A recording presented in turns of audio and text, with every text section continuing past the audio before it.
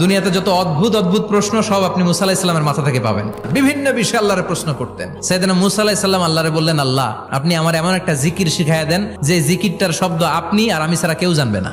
দিনে রাতে সব সময় এই জিকির আমি করব, আপনারে ডাকবো, কিন্তু শর্ত হলো এই জিকিরটা জানবে শুধু আপনি আর জানবো শুধু আমি। আল্লাহ বললেন, মুসা পড়ো লা ইলাহা ইল্লাল্লাহ। মুসা আলাইহিস সালাম কয়, মাবুদ এটা তো জাতীয় জিকির, সবাই জানে। আমি তো চাইছি এক্সেলেন্ট একটা জিকির, কারো কাছে নাই, শুধু আমি জানবো আর আমি পড়বো।